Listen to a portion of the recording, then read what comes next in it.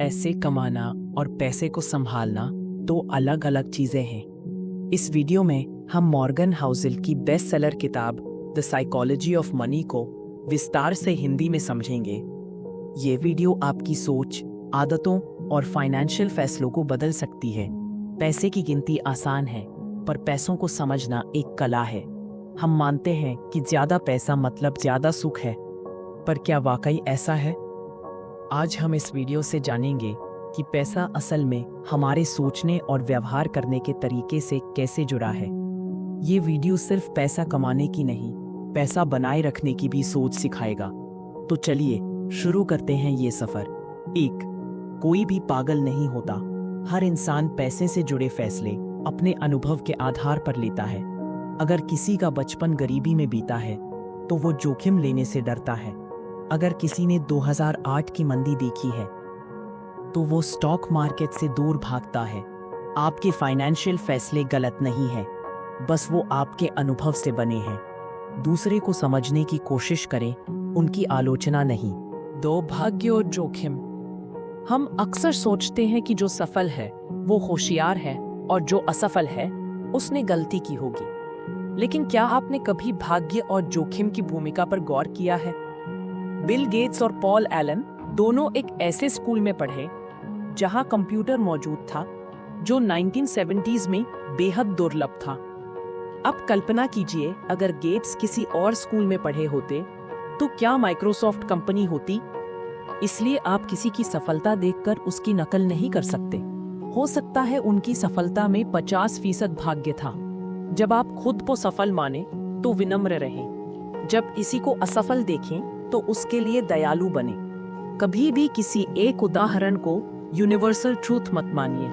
इन लालच की कोई सीमा नहीं। एक समय था जब लोग एक घर और 2 वक्त की रोटी को ही सुख मानते थे। अब करोड़पति बनने के बाद भी लोग कहते हैं थोड़ा और चाहिए। ये लालच का खेल है जो कभी खत्म नहीं होता। बर्नी मैडॉफ, अमेरिका का एक करोड़पति जिसने लोगों को ठगकर अरबों कमाए, पर क्या उसे पैसे की जरूरत थी? नहीं, उसके पास बहुत पैसे थे, लेकिन उसे लालच ने बर्बाद किया। इसलिए हमेशा अपने लिए पर्याप्त इनफ की परिभाषा तय करें। जितना है उसका मूल्य जाने। लालच एक ऐसा कुआं है जिसकी प्यास कभी नहीं बुझती। किसी और की तुलना में नहीं, बल्कि खुद के हिसाब से सोचें कि आपको कितना चाहिए। 4. कंपाउंडिंग का जादू। अगर कोई आपसे पूछे वॉरेन बफेट दुनिया के सबसे अमीर लोगों में से एक क्यों है, तो आप कहेंगे वो होशियार हैं, अच्छे निवेशक हैं। पर असली वजह क्या है? उन्होंने निवेश 10 साल की उम्र में शुरू किया था और 90 की उम्र तक किया।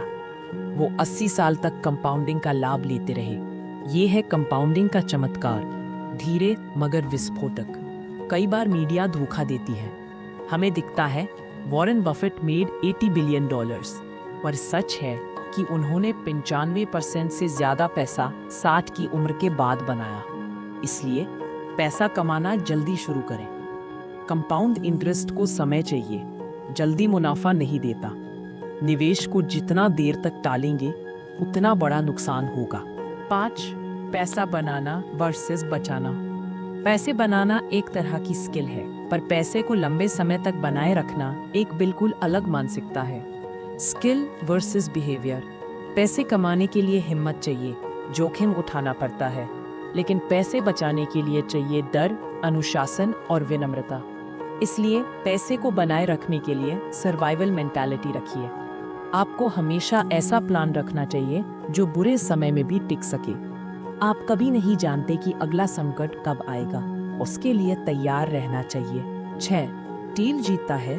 क्या आप जानते हैं कि निवेश की दुनिया में 10 में से 7 निवेश फ्लॉप हो जाते हैं, लेकिन 2 या 3 जो हिट होते हैं वही सारा मुनाफा दिलाते हैं। इस पैटर्न को कहते हैं टेल इवेंट्स।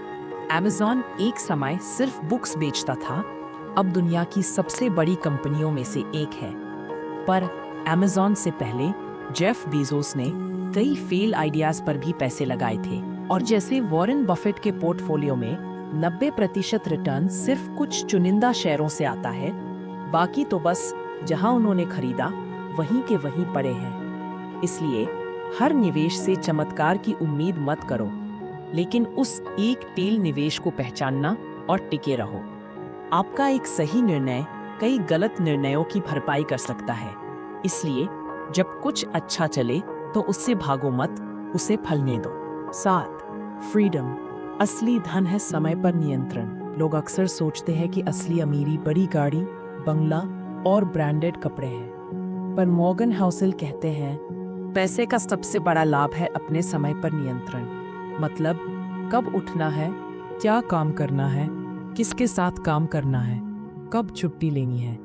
अगर ये सब आप खुद तय कर सकें, आप अमीर हैं। अमीरी का असली मतलब है आप क्या करना चाहते हैं वो करो।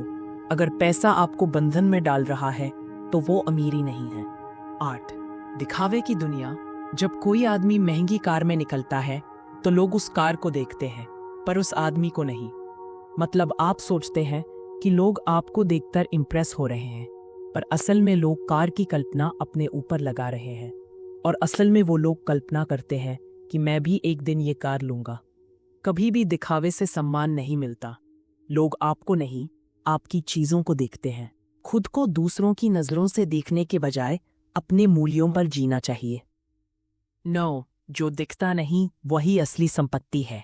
आपने किसी को देखा, बड़ी घड़ी, महंगी गाड़ी, आलीशान घर, या आपने तभी सोचा उसने कितना बचाया है या क्या उसके पास इमरजेंसी फंड है। मॉर्गन कहते हैं धन वो नहीं है जो दिखता है, धन वो है जो आपने खर्च नहीं किया। तो समझें कि जो दिखता है वो खर्च किया हुआ है। असली संपत्ति वो है जो आप दिखाते नहीं है। समझदारी दिखावे से ज्यादा कीमती है। 10. बचत एक आदत है, अमीरी का जरिया नहीं। जब भी हम पैसे की बात करते हैं तो लोग कहते हैं बढ़ी हुई इनकम से ही बचत होगी, पर मॉर्गन कहते हैं बचत एक मन की स्थिति है, इनकम से इसका कोई सीधा रिश्ता नहीं। सेविंग सिर्फ पैसे की बात नहीं है, यह कंट्रोल और समझदारी की निशानी है।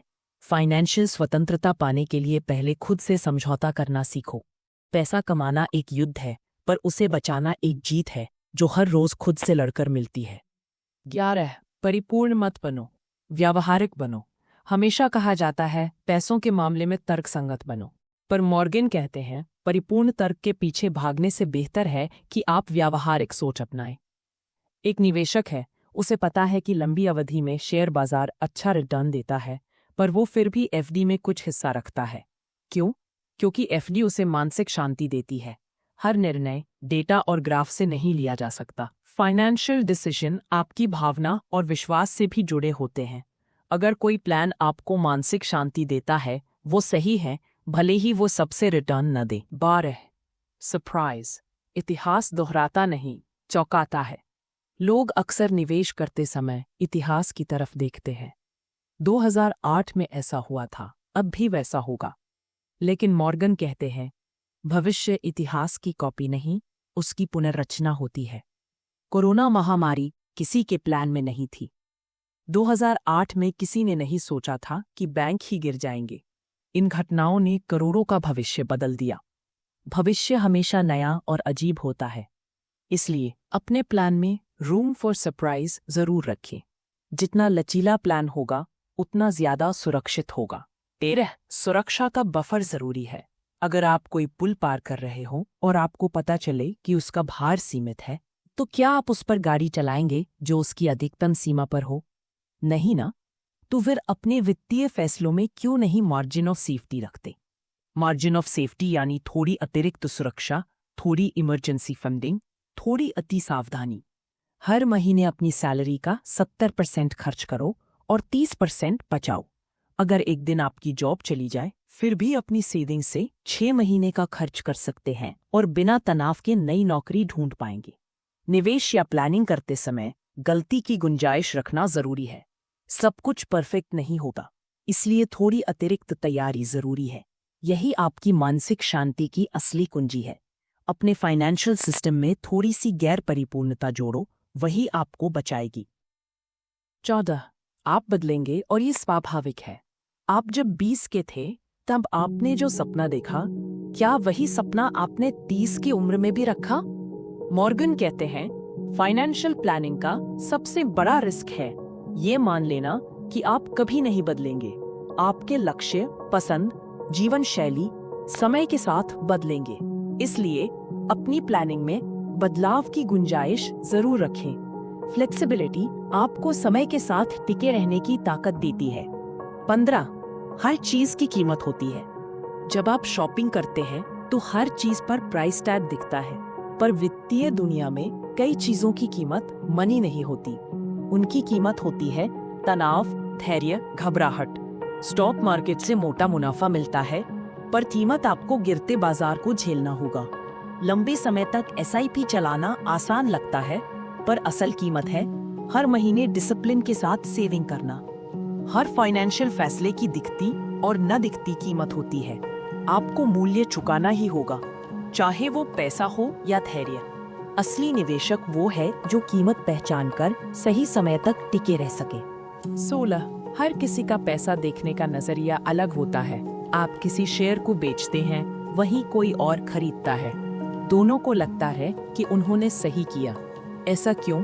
मॉर्गन कहते हैं, हर व्यक्ति का जीवन अनुभव अलग होता है, इसीलिए उसका पैसों को देखने का नजरिया भी अलग होता है। एक किसान है, उसका पैसा फसल से आता है और वो ज्यादा जोखिम नहीं लेना चाहता। वहीं एक 25 साल का स्टार्टअप लड़का है, वो जल्दी रिटर्न चाहता है, इसलिए रिस्क लेता है। दोनों की सोच अलग है, लेकिन दोनों अपने नजरिए से सही है। पैसा एक व्यक्तिगत अनुभव है, किसी के फैसलों को जज मत करो। अपने नजरिए के अनुसार निर्णय लेना सही है, जब तक वो दीर्घकालीन रूप से सही साबित हो। 17, नकारात्मकता का आकर्षण।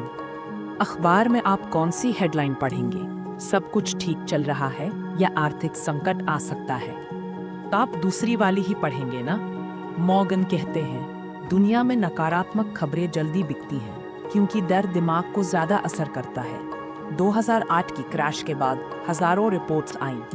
अब मार्केट कभी नहीं सुधरेगा, सिस्टम खत्म हो चुका है। लेकिन अगले 10 सालों में मार्केट ने रिकॉर्ड रिटर्न दिया। ये समझें कि नकारात्मक सोच अक्सर ड्रामेटिक होती है, लेकिन जरूरी नहीं कि वो सच्ची हो। निवेश में धैर्य और तटस्थ सोच बहुत जरूरी है।